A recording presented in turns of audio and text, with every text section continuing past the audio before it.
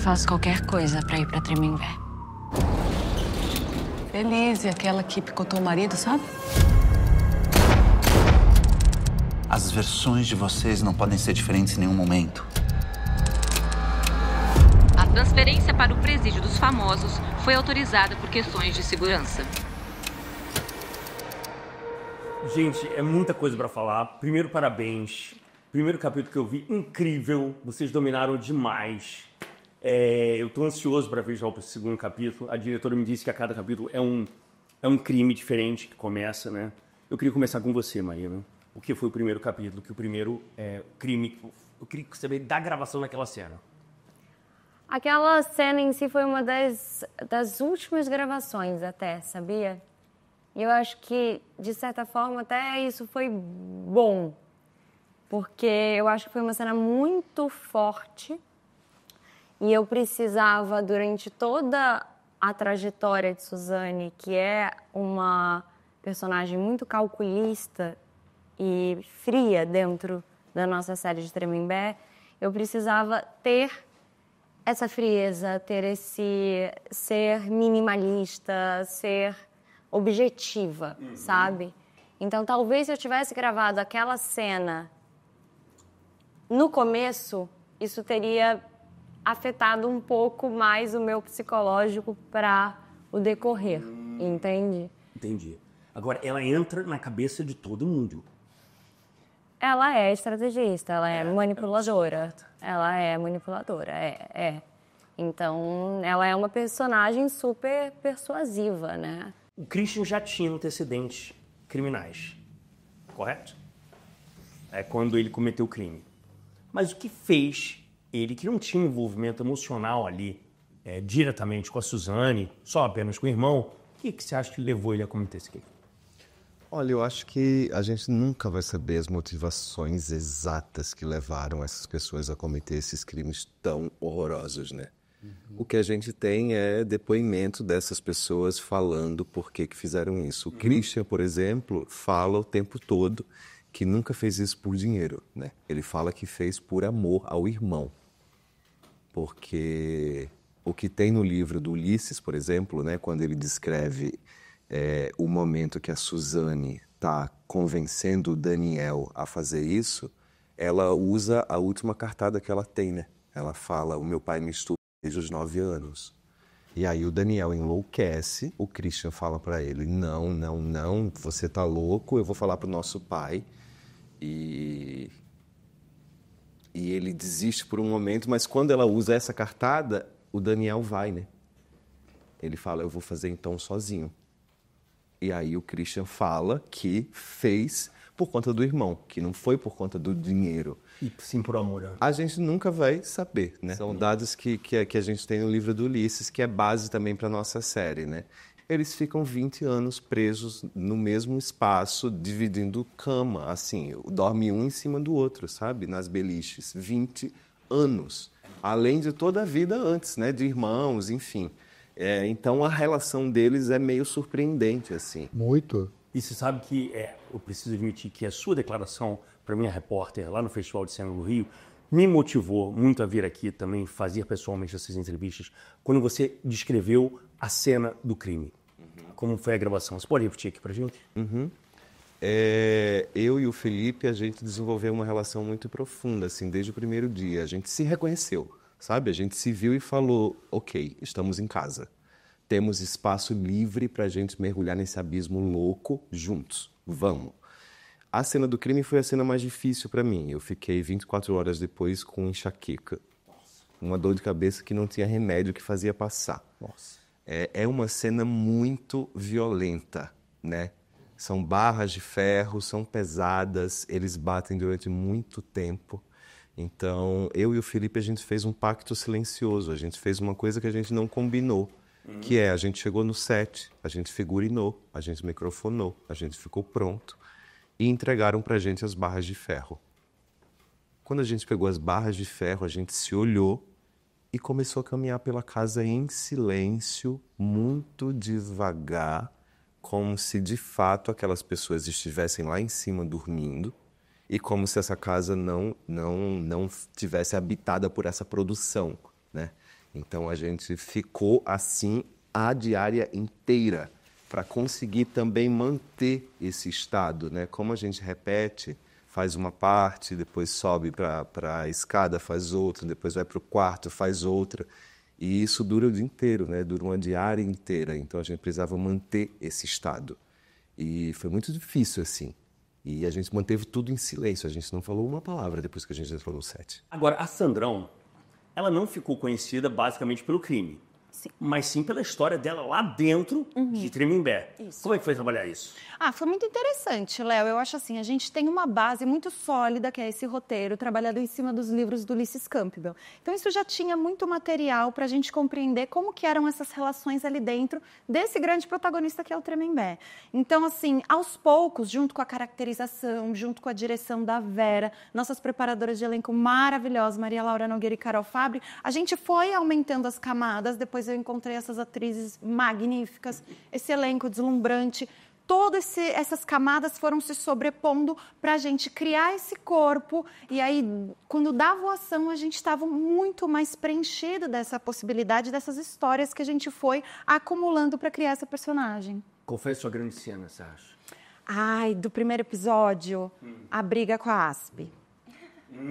Porque foi uma cena, assim, muito história de cinema. Eu acho que toda intérprete, ator, atriz quer viver esse momento que é uma grande cena de ação. Então a gente coreografou muito aquela cena, foram muitos takes, uma equipe de 200 pessoas. Eu me senti, assim, o meu grande momento de atriz, assim. Então eu lembro que no final, Léo, toda a equipe gritava, a equipe inteira, platôs, pessoal da limpeza, da comida, porque quando falou, deu cena, a adrenalina foi imensa, todo mundo gritava, uhul! Porque foi uma grande cena de cinema e de audiovisual brasileiro da melhor qualidade. Eu tô com um pouco de ciúmes. Eu sei. Porque eu sou muito apegada à nossa cena de quando o primeiro episódio também, a gente tá dando spoiler aqui, mas tudo bem.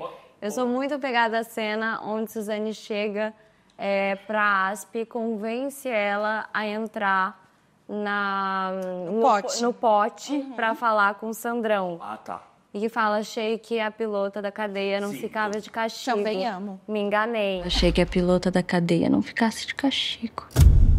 Me enganei. Primeiro, parabéns pelo primeiro capítulo que eu vi. Absolutamente incrível. Fiquei muito preso um tempo todo. Ulisses, eu queria que você me dissesse como é para não se abalar, tendo toda essa experiência em presídios e nessa vivência. Eu acho que eu criei uma técnica para não me envolver emocionalmente com o que eu escrevo, né? Que são crimes hediondos, principalmente contra membros da própria família.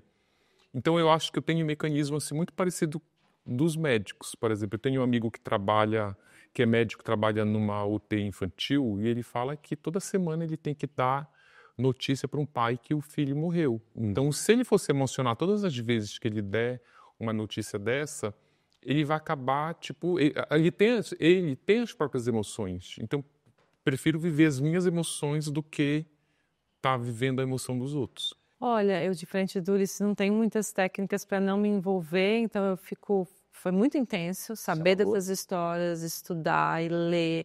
São crimes muito pesados. Recriar, cada episódio começa com um crime, né? São 5 crimes. É assim, cada episódio. Cada episódio vai ter um crime. Então, por exemplo, o crime dos Nardoni, que eu filmei, o apartamento era idêntico, a mesma planta, muito pesado, né? Assim, de não conseguir dormir, de ficar com aquela energia, né? É intenso. Foi o que mais te abalou, esse crime? Olha, é difícil botar num hierárquico assim, porque é tudo muito, muito intenso, mas envolve uma criança, eu sou mãe, então é complexo mesmo, né? As versões de vocês não podem ser diferentes em nenhum momento. A gente é uma equipe. Você entendeu? Olha. Chato, né? Podia ter sido um pé na bunda menos midiático. Bianca, eu queria começar com você. Sim. Porque um crime não confesso. Como é que foi fazer isso? Foi exatamente isso que a gente trabalhou, assim, essa contradição. Porque desses personagens são os únicos que negam até hoje esse crime. Então, eu trabalhei essa chave do mistério, de uma mulher que está escondendo alguma coisa, um segredo. Gostei, mas você não acredita nela, né? O quê? Se eu não acredito, eu acredito nela? Cara, eu escutei os dois lados, eu escutei as duas teorias. Ficava tendendo entre eu escutei uma advogada que tem certeza que não foram eles, absoluta. Tem várias teorias de que não foram eles e tal. E o Ministério Público que comprovou que foram eles. Então tem fato, eles foram condenados por um crime. Então trabalhei como artista, eu trouxe essa pergunta e não essa resposta, assim. Aliás, a diretora falou sobre a cena do crime, que foi no apartamento com metragem igual, tal. Como é que foi para você? Foi o momento mais difícil para mim, mais desafiador, assim. Foi um dia muito intenso, a gente passou um dia inteiro trancafiado nesse apartamento com todos os detalhes reproduzindo o apartamento de fato como ele estava no dia do crime. Então só passar esse dia inteiro olhando para tudo isso, para os retratos, para os brinquedos, isso já foi mexendo muito profundamente com a gente. E aí, no final, depois de fazer uma jornada nesse dia, tivemos que fazer, de fato, reproduzir os gestos que foram feitos, né, no momento do crime. E aí esse momento, para mim, foi o momento mais difícil, assim, me sentir dilacerado por dentro. Saiu mal. E uma coisa que não faz sentido. Não. Como ator, você cria uma lógica para as cenas. Você fala, tá com sede de bebeado. Essa cena não faz sentido, não fazia sentido na minha cabeça. Não faz sentido. O decorrer uma linha não tem. Não consigo. A chegar até aquela janela, rasgar, eu não consigo. Mas é a contradição, é isso, é esse enigma, essa contradição. Acho que a gente se baseou muito em sustentar essa contradição o tempo inteiro. Perfeito. Nos Nardoni, eles falam que eles não fizeram. Então, você não tem, por exemplo, um diálogo deles lá dentro. A gente tem que se basear na versão do Ministério Público, que são os fatos. O sangue que pingou, a rede. Quem conhece o crime vai rever ali na cena tudo que é documentado da cena. Então, nesse sentido, é mais complexo. Por outro lado, os personagens também ficam mais complexos, né? Porque eles falam que não fizeram. A gente joga a favor da narrativa. Como você mesmo observou, Léo, os outros são confessos e ele não é. Então, a gente usa esse contraponto, né? Você viu já no primeiro episódio o Nardoni dizendo: como é que eu vou confessar algo que eu não fiz? Isso me chamou a atenção.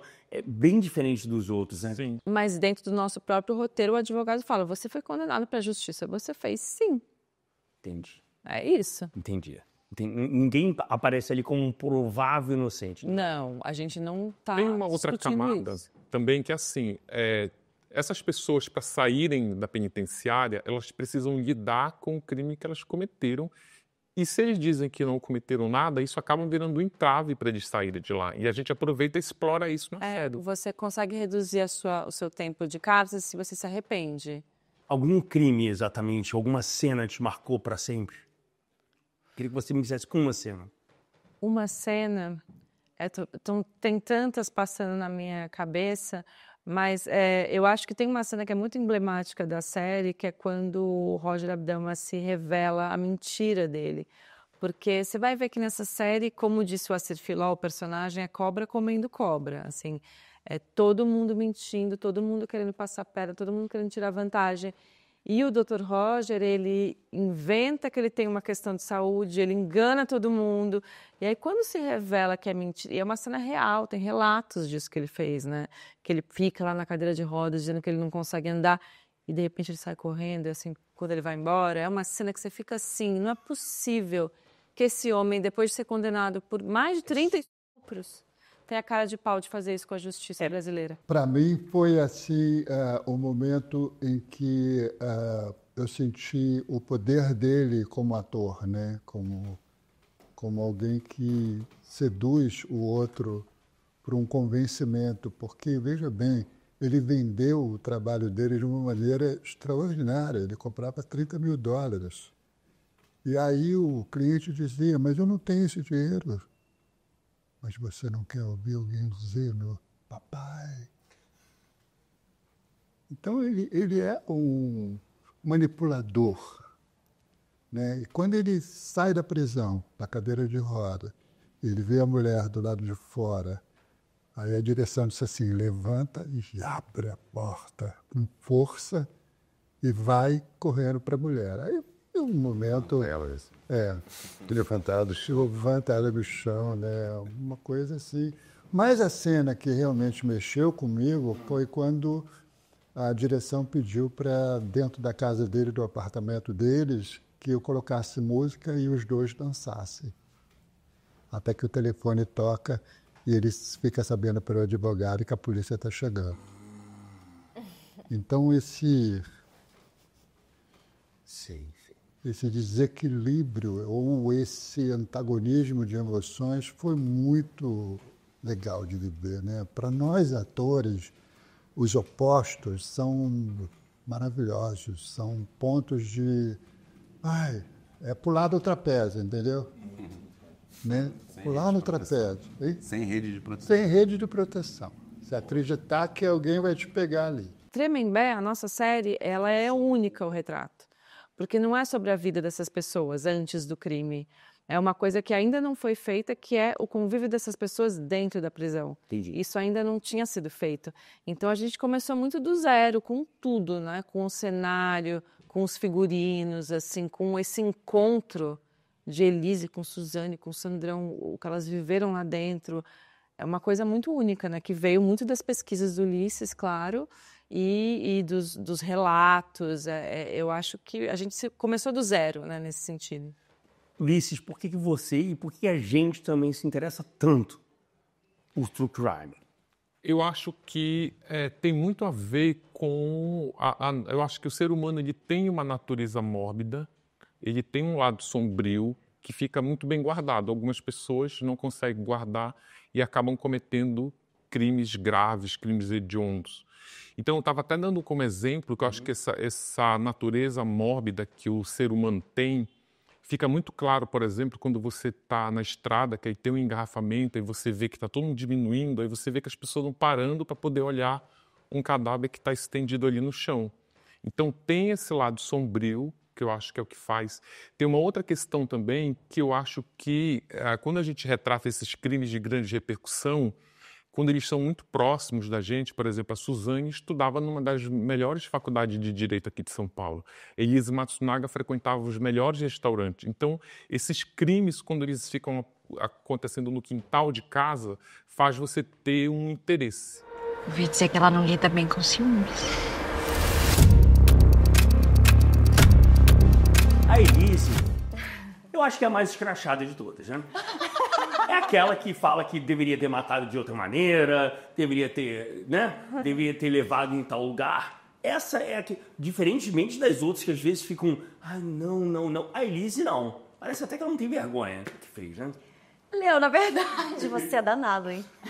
Na verdade, o que ela diz é o seguinte: se eu tivesse programado esse crime, eu não faria desse jeito. É verdade, Ela fala assim, é verdade. olha, se eu fosse essa pessoa toda que vocês estão dizendo, eu tinha levado ele para um lugar que ninguém ia ver. Ninguém ia saber que ia ser eu. Então ela tá querendo provar que foi ela, na no verdade, impulso. foi no impulso. Tá. Foi no impulso, mas faria pior se tivesse pensado, né? Mas eu gostei muito. Aquele encontro de vocês três naquela última cena é algo muito emblemático. Como é que é sair dessa série não abalada? Como o Felipe falou, eu acho que a gente não sai sem alguma cicatriz. Qual é a sua cicatriz? Ter entrado em contato com o antecedente da Elise, de violência. Como assim? Das violências que ela viveu, das dores dela. As dores dela. Que não justifica o crime que ela Exato. cometeu, Exato. mas sim, é uma mulher que até ali viveu aquele tipo de violência. Quem assistir a série vai saber um pouco, mas no livro do Ulisses tem isso de maneira muito esmiuçada da investigação dele, e essa talvez seja uma grande cicatriz. Mas eu acho interessante aquilo que você falou sobre também reações, né? De que a pessoa já vive... Tem várias pessoas que vivem situações de violência, mas não agem dessa forma. O que eu falei agora há pouco tempo foi que existem níveis e a gente vai escalando a violência. Tem muitas pessoas que sofreram determinados tipos de violência e que não retribuíram dessa forma com violências ainda mais graves ou mais extremas, né? Sim. Quer falar, Letícia, sobre as suas mazelas, as suas dores? Eu acho, Léo, pra mim, no caso dessa personagem, eu sou uma pessoa que eu me considero muito distante em termos de personalidade. A Lelê é muito doce. Muito doce. É muito distante para mim. Inclusive, eu também duvidei no começo se eu fosse conseguir abarcar. Claro, A sua voz tá totalmente diferente. Pois é. Não parece a mesma voz que eu vi no capítulo. Exatamente. Exatamente. E eu acho que assim, quando a Marina falou isso hoje muito lindamente, quando a gente lida com qualquer personagem, tá, Léo, na nossa vida de atriz, vai ser difícil porque a gente está sempre entrando num mundo desconhecido.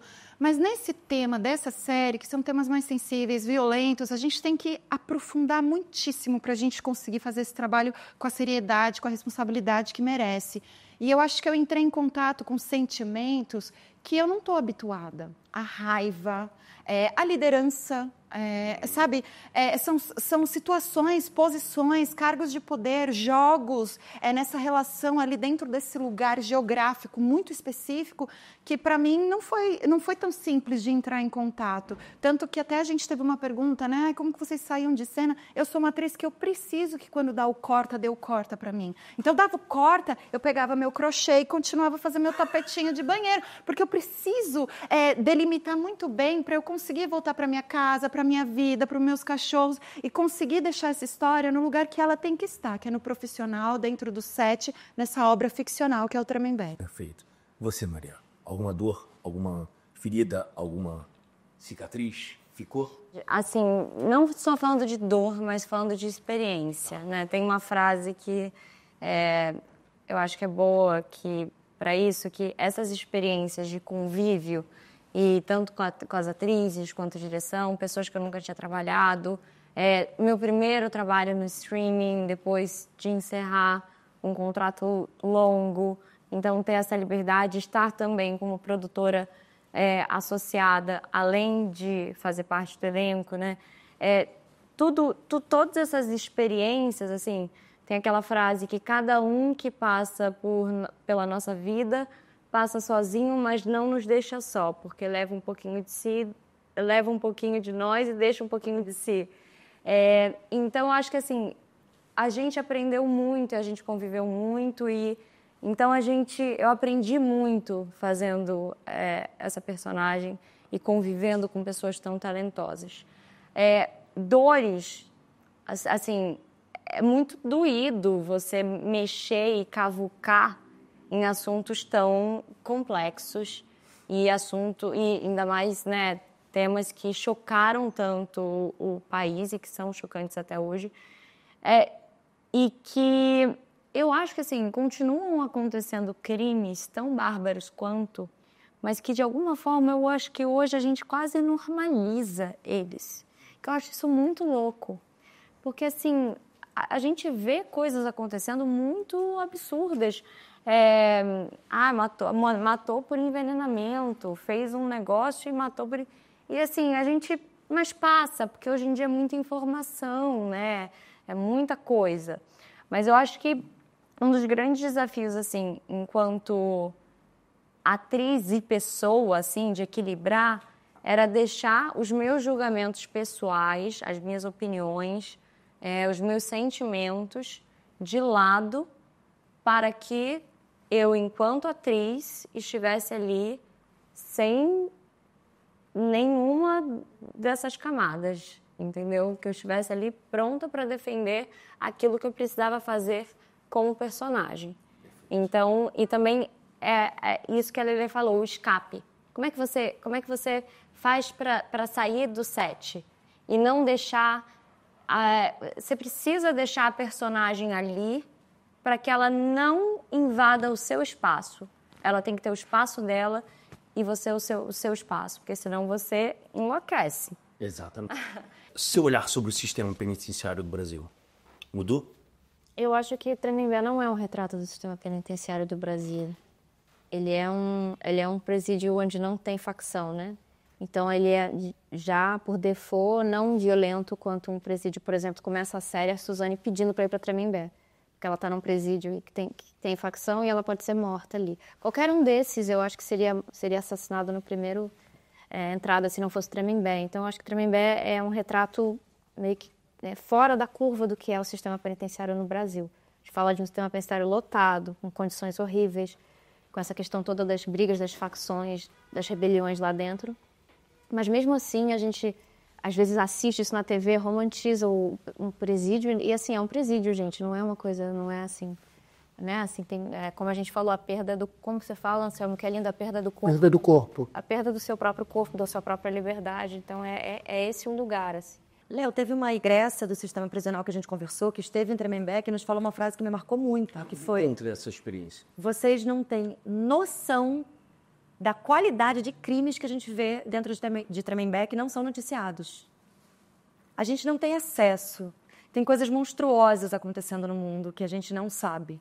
E que, muito provavelmente, porque são banalizadas, normalizadas, vai saber o que está acontecendo. Acho que esse excesso de informação, né? Tanta coisa. É muita coisa. E acho que começou a se normalizar, realmente. Sabe? A vida vale pouco. E eu acho que é isso.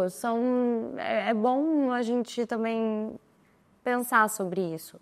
Eu acho que uma série que também é uma série de entretenimento, mas é que é uma série baseada em fatos, em acontecimentos reais, né? Mas tem o entretenimento, porque a gente, né, tá trazendo informação, a gente está trazendo realidade, mas tem uma licença poética da ficção, do entretenimento, porque a gente quer que vocês assistam todos os capítulos, todos os episódios que vão estar disponíveis. E ao mesmo tempo, assim, é um orgulho pra gente poder estar fazendo um gênero true crime brasileiro com uma equipe tão talentosa, tão potente, porque a gente está vivendo um momento do audiovisual de glória, sabe? Onde a gente está tendo projetos incríveis aí, onde eu acho que rompeu já um paradigma muito ultrapassado de que só o que vem de fora é bom, sabe? Que aqui que a gente faria aqui seria uma qualidade, uma subqualidade. E não, a gente tem roteiristas incríveis, a gente tem diretores incríveis, atores incríveis, e a gente pode exportar o nosso trabalho e mostrar o nosso trabalho para o mundo, né? A gente teve Fernanda Torres aí, né? Que foi pro Oscar, ganhou o Globo de Ouro. Tem Wagner em A Gente, tem vários filmes, teve Manas, né? Então, nossa, são tantos. Então, assim, é muito bom para a gente, enquanto artistas, a gente sabe da seriedade que é tratar desse tipo de assunto, mas artisticamente é muito profundo para a gente poder ter personagens com tantas nuances e com tantas dificuldades e ter isso dia 31 de outubro para o mundo, lançado para o mundo, sabe? Então, eu acho que é uma vitória para o nosso país, é uma vitória para o nosso audiovisual, para a nossa cultura, é uma vitória de todos, porque a gente se eleva, sabe? Perfeito. O sucesso de Tremembé pode gerar um Tremembé 2? Não sei, tomara, né? A gente está torcendo. Você está preparada psicologicamente, né? Olha, eu sou muito apaixonada pela minha profissão justamente porque eu posso mergulhar em universos que eu não mergulharia normalmente, que acho que ninguém mergulha normalmente, né? Então, ao mesmo tempo que é intenso, sim, me sinto realizada, né? Podendo aprofundar em temas assim. Então, tomara. Todo mundo aí do Léo Dias, assistam a série Tremembé. 31 de outubro, no Prime Video. Vocês vão se surpreender. 5 episódios, vão sair 5 de uma vez, dá pra maratonar, enfim. Aproveitem. A minha dica, gente, é maratonar. Os 5 episódios vão estar lá disponíveis e você vai assistindo, um atrás do outro, cineminha em casa, que você não vai se arrepender.